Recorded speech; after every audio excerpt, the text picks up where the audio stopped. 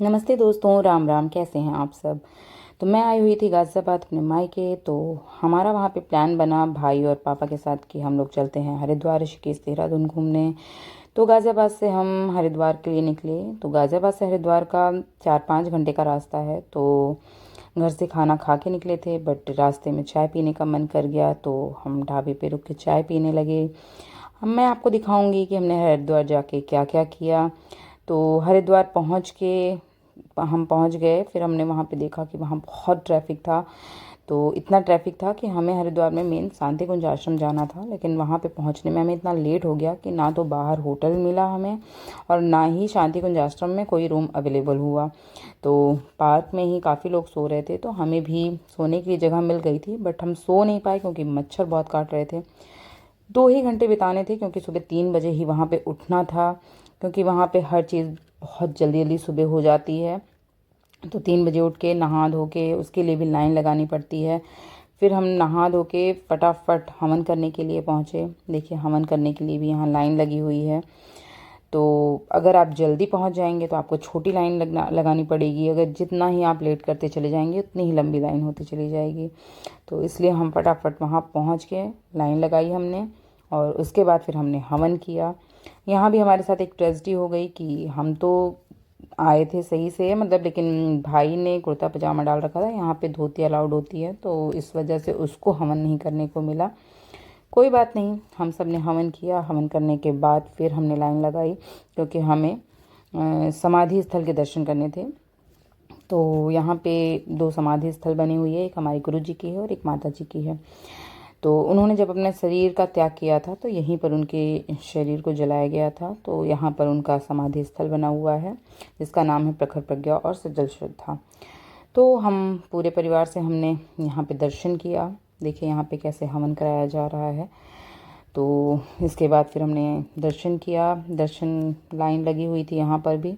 यहाँ पे आपको हर जगह लाइन लगी हुई दिखेगी, लेकिन ये है कि बहुत ही अच्छे से सब लाइन लगाते हैं, कोई भागा दौड़ी टाइप नहीं होती है।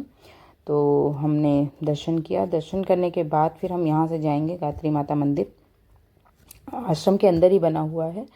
तो मंदिर जाएंगे, वहाँ पे हम मंदिर के दर्शन करेंगे। और यहाँ मंदिर में ही एक अखंड ज्योत जल रही है, जो कि सन 1926 से जल रही है, जो हमारे गुरुजी ने जलाया था। और उसकी देख रेख 24 घंटे की जाती है। वहाँ पे कोई ना कोई एक रहता है व्यक्ति, जो कि वहाँ पे साधना करता रहता है और अखंड ज्योत की भी देख रेख करता रहता है। तो देखिए यहाँ पे मंदिर में भी इतनी लंबी लाइन लगी हुई है। ये है गायत्री माता मंदिर। तो हमने लाइन लगाई थी मंदिर में दर्शन करने के लिए, लेकिन फिर हमारा प्लान बना कि हम पहले अखंड ज्योति के दर्शन करेंगे। तो यहाँ पे जगह जगह पे बहुत सारे ऋषि मुनियों की भी मूर्तियाँ बनी हुई हैं, और दीवारों पे बहुत अच्छे अच्छे सद्वाक्य लिखे हुए हैं। तो आप लाइन लगाए रहिए, चलते जाइए और सद्वाक्य पढ़ते जाइए, ऐसे आपका समय भी कट जाता है। तो हमारे भाई और बच्चे बहुत थक गए थे, तो वो थोड़ी देर के लिए बैठ गए। हम नहीं बैठे थे क्योंकि हाँ, लाइन में भी लगना ज़रूरी था। क्योंकि रात में सो नहीं पाए थे, इसलिए बहुत थकान थी, सबको बहुत नींद भी आ रही थी। लेकिन ये हुआ कि फटाफट सारे दर्शन करते हैं। तो अखंड ज्योत के दर्शन के लिए हम जा रहे थे। तो यहाँ पर देखिए शांति कुंज पूरा कैसा दिखता है, उसका ये मॉडल बना हुआ है। बहुत ही सुंदर लगता है शांति कुंज। तो फिर हम ऊपर चढ़ते हैं, और यहाँ पे 1926 से अखंड ज्योत जल रही है। लेकिन यहाँ पे अलाउड नहीं था अखंड ज्योत का रिकॉर्डिंग करना, तो हम आपको ज्योत नहीं दिखा पाएंगे। और फिर जहाँ गुरुजी और माताजी रहते हैं वहाँ पे हमने दर्शन किया। ये ऊपर से देखिए कैसे दिख रहा है। फिर हम यहाँ आए गायत्री माता मंदिर। गायत्री माता मंदिर में ये बहुत सारे आईने लगे हुए हैं, जहाँ पे आपको दिखाया जाता है भटका हुआ देवता। भटका हुआ देवता कोई और नहीं, हम ही होते हैं। हम अपने आप को देखकर ये फील करते हैं कि हम अपने रास्ते से कैसे भटक गए थे और हमें अपने लक्ष्य की प्राप्ति करनी है कैसे। तो ये चीज़ देख के पता चलता है। फिर हमने फटाफट माता जी के दर्शन किए, फिर बजरंग बली के दर्शन किए।